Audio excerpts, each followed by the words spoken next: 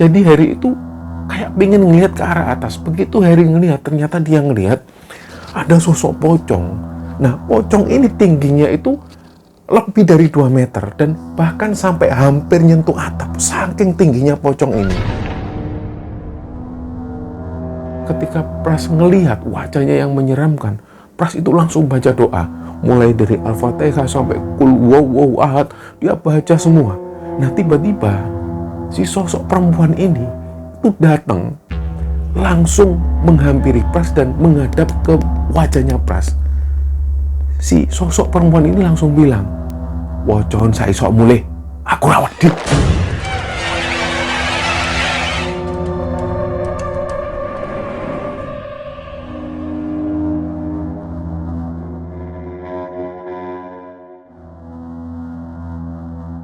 Bismillahirrahmanirrahim. Assalamualaikum warahmatullahi wabarakatuh.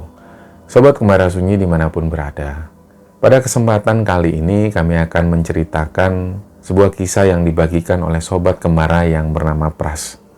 Sebelum kita masuk ke ceritanya, untuk teman-teman yang nonton tayangan ini dan belum subscribe, jangan lupa untuk subscribe lebih dulu agar channel Kemara Sunyi ini lebih berkembang lagi dan kami lebih bersemangat lagi dalam membuat konten-konten terbaru di Kemara Sunyi. Dan untuk teman-teman yang telah mendukung kami sejauh ini, kami mengucapkan terima kasih banyak.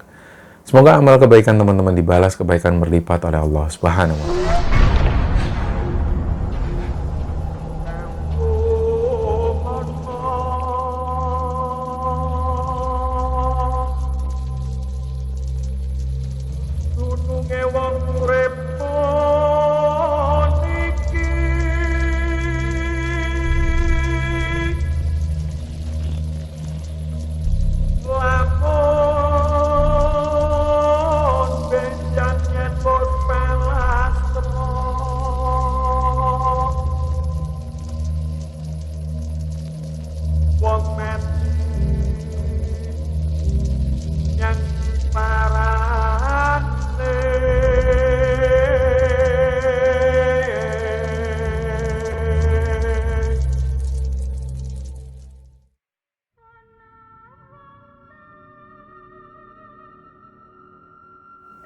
Ya, untuk cerita yang akan kami ceritakan kali ini, ceritanya dibagikan oleh Sobat Kembara yang namanya Pras.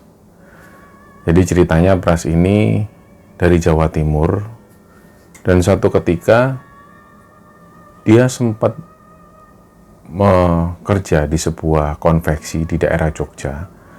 Nah, disinilah dia menceritakan kejadian-kejadian horor yang dialami Pras dan juga dialami teman-temannya.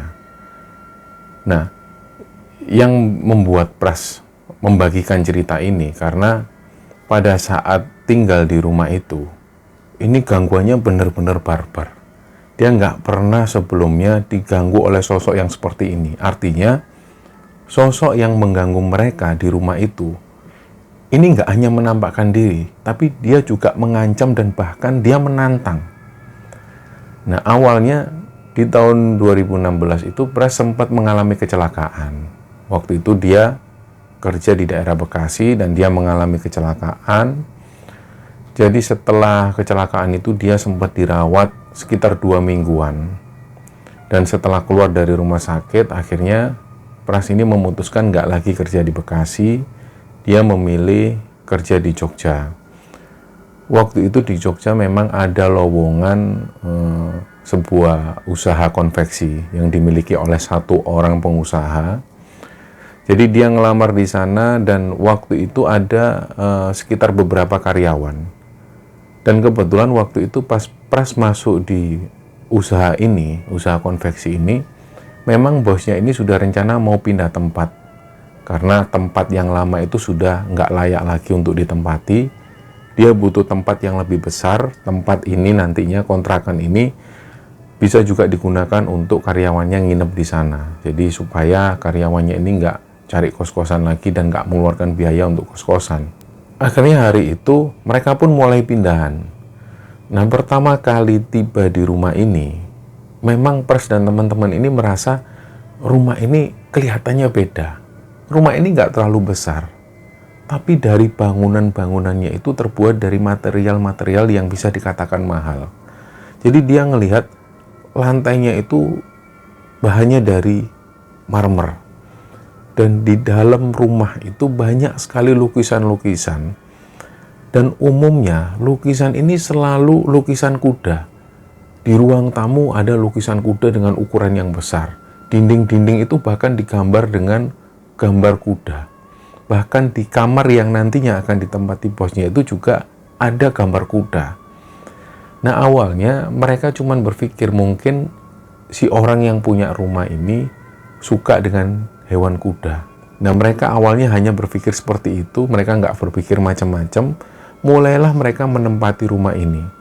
Jadi yang tinggal di rumah ini adalah yang pertama bosnya. Bosnya itu menempati kamar yang ada di depan, dan di situ ada ruangan. Nggak tahu dulunya ruangan ini difungsikan untuk apa, tapi semenjak ditempati oleh bosnya Pras, ruangan ini akhirnya difungsikan sebagai musola. Nah, awal-awal pertama, minggu-minggu pertama mereka tinggal di sana, nggak ada kejadian apapun. Tapi yang membuat mereka aneh, gambar-gambar kuda ini. Jadi ada sesuatu pasti di balik gambar kuda-kuda ini. Entah itu apa, tapi mereka belum menemukan jawaban. Nah, sekitar seminggu kemudian ketika mereka tinggal di sana, mulailah mereka ini diganggu. Jadi biasanya mereka tidur di kamar di lantai atas, malam itu mereka ini tidur di bawah. Nah, di lantai 1 itu, persis di depan kamar bosnya, ada ruangan biasanya untuk nonton TV dan untuk santai. Di sana ada TV, dan di sebelah TV persis ini adalah ruang yang difungsikan untuk musola itu. Jadi mereka menggelar karpet, dan mereka tidur-tiduran di sana. Jadi rencananya malam itu, mereka bertiga ini, Pras dan teman-temannya, akan tidur di ruang tamu tersebut. Nah, sekitar jam 10 malam, awalnya Pras ini masih ngobrol-ngobrol sama temennya. Mereka ngobrol dan saling bercanda satu sama lain, sampai pada satu titik, tiba-tiba Pras ini menirukan suara kuda. Jadi, suara kuda ini dibuat bercandaan ke teman-temannya Pras. Mungkin waktu itu, ada sebab-sebab lain yang membuat teman-temannya Pras ini nggak nyaman ketika Pras ini bercandaan menggunakan suara kuda. Jadi mungkin waktu itu teman-temannya menganggap, Pras suaramu Pras ngeri, nggak terlihat seperti suara kuda, tapi terlihat seperti suara nenek-nenek yang ketawa. Akhirnya temennya ini sempat ngelarang, sudahlah Pas, sudah malam, nggak usahlah bercandaan kayak gitu, serem. Ya sudahlah. Akhirnya sekitar jam 11 malam mereka ini tertidur. Tiba-tiba dalam tidurnya itu si Pras ini ngerasa kalau dia ini ada yang ngawasi. Dia ngerasa nggak nyaman dalam tidurnya itu. Dan beneran dia pun coba buka mata. Ternyata pas waktu Pras ini buka mata, persis di depan ruang musola itu ada satu perempuan. Nah, perempuan ini wajahnya hitam, rambutnya panjang sampai njulur ke lantai. Jadi saking panjangnya rambutnya itu, si perempuan ini mondar-mandir. Nah, Pras itu ngelihat, ini siapa? Tapi begitu Pras ini memperhatikan wajahnya, wajah perempuan ini hitam, rambutnya panjang, dan dia cuma mondar-mandir kayak melayang. Dari situlah ketika Pras ngelihat wajahnya yang menyeramkan, Pras itu langsung baca doa. Mulai dari Al-Fatihah sampai Qul huwallahu ahad, dia baca semua. Nah, tiba-tiba si sosok perempuan ini itu datang, langsung menghampiri Pras dan menghadap ke wajahnya Pras. Si sosok perempuan ini langsung bilang, "Wajon saya sok mulai, aku rawat di." Pas si perempuan ngomong seperti itu, dia langsung ketakutan. Pras itu badannya gemetaran dan dia ambil selimut ini ditutup. Waktu itu dia merasakan betul kayak seolah-olah nyawa ini kayak mau dicabut, saking takutnya waktu itu. Nah, begitu Pras ini nutup wajahnya sama selimut, dia ini coba bangunin teman-temannya. Tangi, Cah, tangi, Cah. Cah, tangi, Cah. Nah, anehnya, dua orang temannya Pras ini sama sekali nggak bisa bangun. Jadi, mereka itu tertidur pulas. Nah, yang jadi pertanyaan Pras ini, kok anak-anak ini kok gak bangun? Padahal badannya itu sudah digoyang-goyang sama si Pras. Mereka berdua ini gak bangun-bangun. Nah, kejadian itu sampai hampir 1 jam. Jadi Pras ini masih ketakutan, dia masih nutup selimut, Dan hampir 1 jam ketika teman-temannya ini nggak bangun, dia mulai buka selimut pelan-pelan. Dia memastikan lagi, ini si sosok perempuan ini masih ada lagi nggak di situ. Begitu dia buka selimut ini pelan-pelan, ternyata dia itu ngelihat ada sosok bayangan hitam yang lewat. Nggak tahu itu apa, yang terlihat jelas itu ada bayangan hitam. Tapi perempuan dengan wajah yang menyeramkan dan rambut panjang yang terurai sampai ke lantai itu sudah nggak dilihat lagi oleh Pras. Nah, setelah kejadian itu, dia masih nggak bisa tidur. Nah, dalam keadaan takut seperti itu, Pras ini masih mendengar seperti ada suara ketawa perempuan. Nah, awalnya Pras ini dengar kayak ada suara kuda.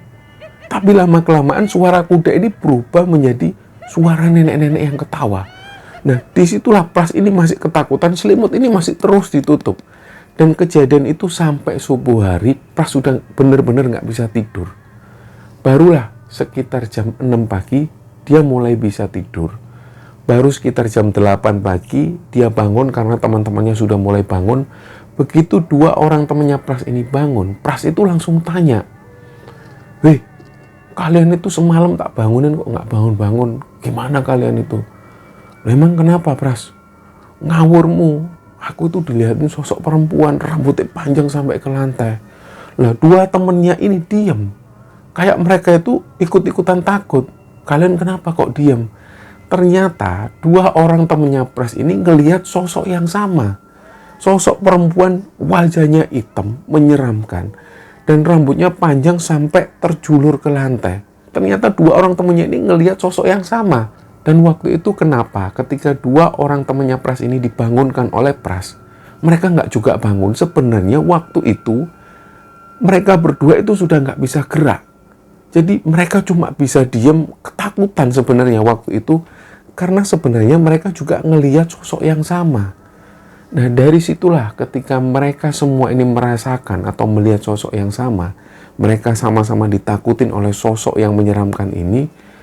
Akhirnya mereka pun mulai cerita ke bosnya, "Pak, semalam itu kami ditakutin sosok yang seperti ini." Diceritakanlah sosok ini wajahnya hitam, rambutnya panjang sampai terjulur ke lantai. Dan bosnya waktu itu cuma bisa diem. "Ya sudah mas, lain kali wis nggak usah tidur di sana. Sudah tidur di kamar aja, ngapain juga kalian tidur di situ." Nah, bosnya cuma ngomong seperti ini. Nah, beberapa waktu kemudian mereka nggak berani lagi tidur di depan TV. Mereka lebih memilih tidur di kamar. Nah, sampai beberapa hari kemudian, ternyata ada lagi yang diganggu. Jadi salah satu temannya Pras ini, yang namanya Robi, waktu itu dia tidur sendirian di kamar. Nggak tahu 2 orang temannya Pras dan 1 orang lagi ini kemana, dia nggak tahu. Robi sendirian di kamar dan bosnya waktu itu ada di kamar bawah. Nah, satu malam dia ini ketiduran sambil nungguin Pras dan 1 orang temannya lagi. Dia ketiduran sekitar jam setengah 12 malam kalau nggak salah waktu itu. Tiba-tiba dia dengar ada suara langkah kaki, glek, glek, glek.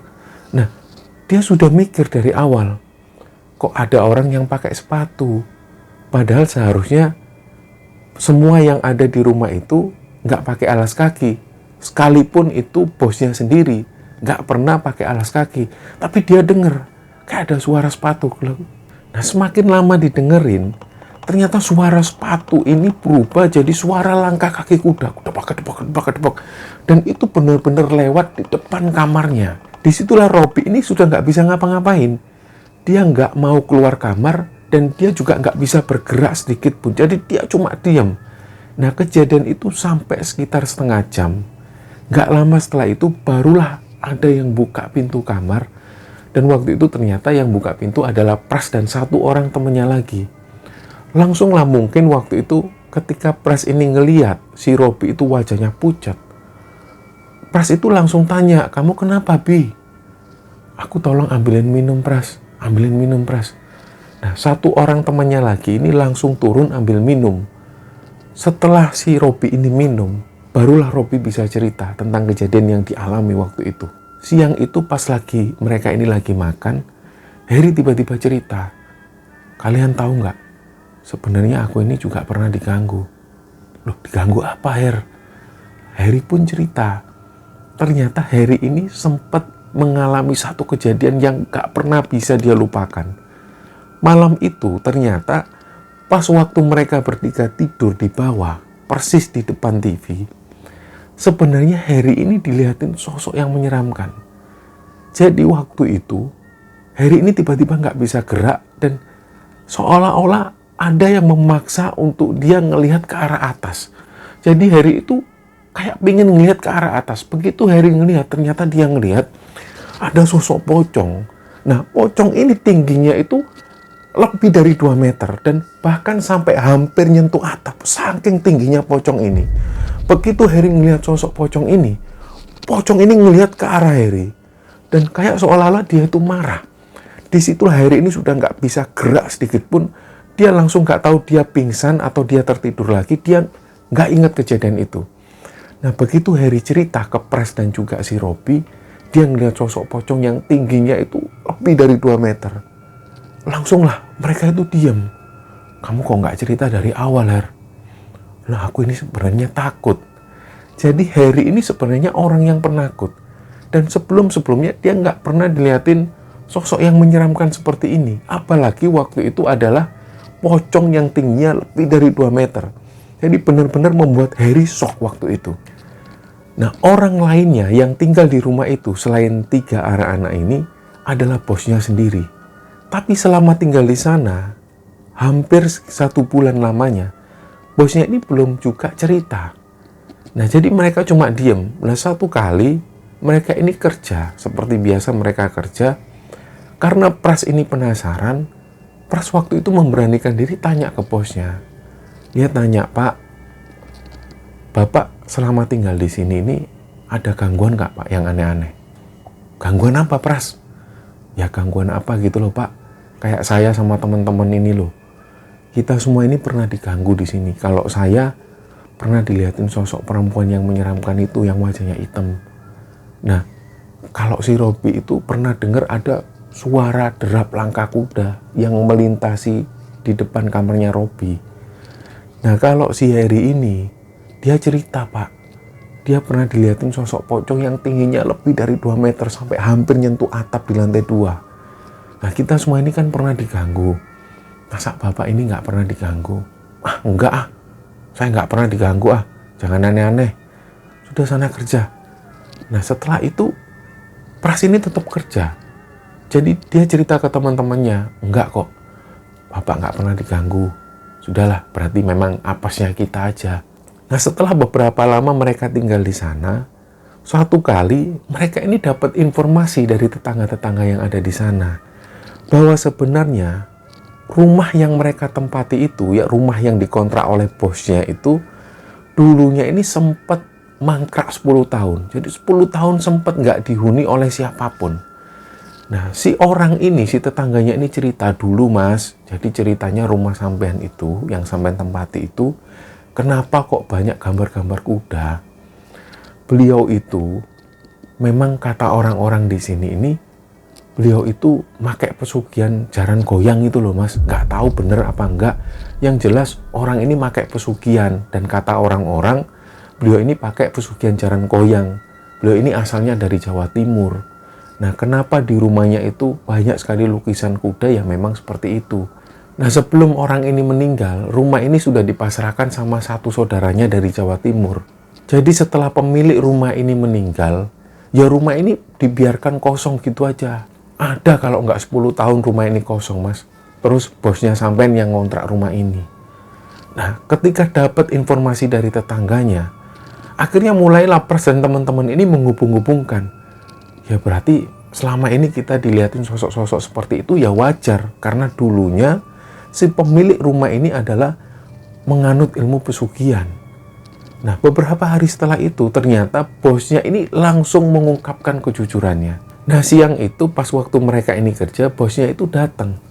Kelihatan sekali kalau bosnya itu loyo. Dan begitu bosnya ini duduk, beliau ambil minum, langsung cerita ke teman-teman yang lain itu. Bener kata kalian. Lah, teman-teman ini juga heran. Bener apanya, Pak? Ya bener kata kalian itu.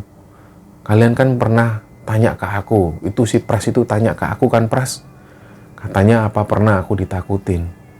sebenarnya dari awal aku tinggal di sini ini, aku tuh sudah pernah dilihatin Pras.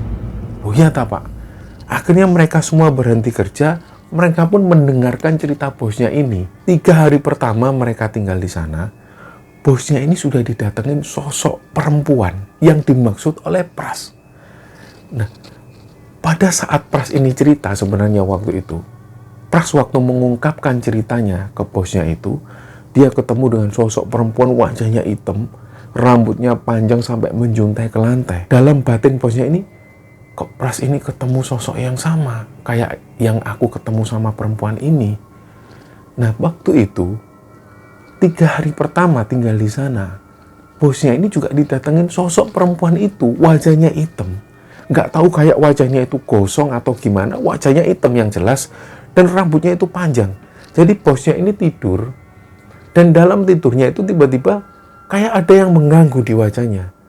Nah, waktu itu bosnya ini nggak berpikir yang aneh-aneh, dikira ada kain atau selimut yang jatuh di wajah bosnya. Terus dia ini coba mengalihkan pandangannya itu, mengalihkan apa yang mengganggu ini, dicoba dialihkan.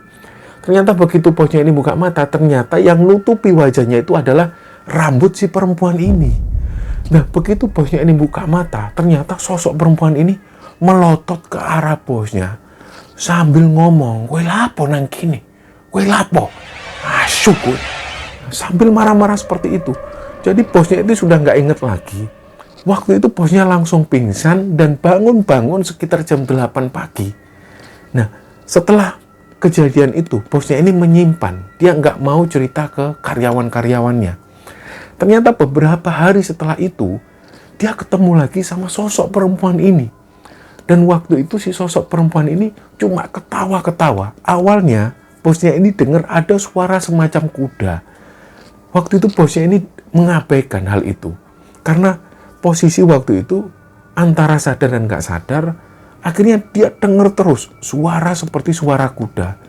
Bosnya akhirnya buka mata pelan-pelan. Begitu bosnya ini buka mata, ternyata suara kuda ini bukan suara kuda, tapi suara ketawanya perempuan ini. Suaranya itu melengking dan sampai-sampai membuat bosnya waktu itu nggak berani lagi buka mata. Dia akhirnya kembali lagi menutup mata dan bantal ini ditutupkan ke wajahnya. Setelah itu langsung bosnya ini pingsan lagi. Nah, setelah bosnya ini mengungkapkan semuanya, ternyata bosnya ini juga diganggu. Bahkan 3 hari pertama pada saat bosnya tinggal di rumah itu, bosnya ini sudah diganggu. Barulah Pras dan teman-teman ini ngomong ke bosnya, "Pak, Bapak tahu nggak asal-usul rumah ini? Mungkin Bapak tahu atau dengar dari tetangga-tetangga yang ada di sini." Nah, bosnya sendiri mengaku bahwa dia nggak pernah dengar hal itu. Barulah Pras dan teman-teman ini cerita, "Pak, kami pernah dapat cerita dari tetangga yang ada di depan rumah itu. Dulu rumah ini pemiliknya adalah seorang penganut ilmu pesugihan. Katanya pesugihan jaran goyang. Nah, itulah kenapa di rumah ini banyak sekali gambar-gambar kuda. Dan rumah ini, Pak, sempat kosong selama 10 tahun lebih." Nah, ternyata setelah perbincangan itu, setelah perbincangan bosnya dan juga Pras dan teman-teman ini, malam-malam selanjutnya mereka ini malah semakin sering diganggu dan gangguannya semacam itu. Dan sekali waktu mereka juga dengar ada suara kuda yang melengking sekali, dan lama-kelamaan suara ini berubah menjadi suara ketawanya seorang perempuan tua. Dan gangguan-gangguan semacam itu kerap mereka alami, sampai-sampai mereka pun nggak kerasan, dan akhirnya bosnya pun memutuskan untuk pindah dari rumah itu. Nah, singkat cerita, akhirnya mereka pun pindah dari rumah itu menempati kontrakan yang baru. Nah, dari sinilah cerita Pras ini dibagikan kepada Kembara Sunyi, dan semoga kisah ini bisa diambil hikmah dan bisa diambil pelajaran oleh teman-teman semua. Mohon maaf kalau ada salah-salah kata. Wassalamualaikum warahmatullahi wabarakatuh. Itu Pras ini bisa ngelihat wajah perempuan ini, wajahnya hitam. Aduh, mati. Itu tolong.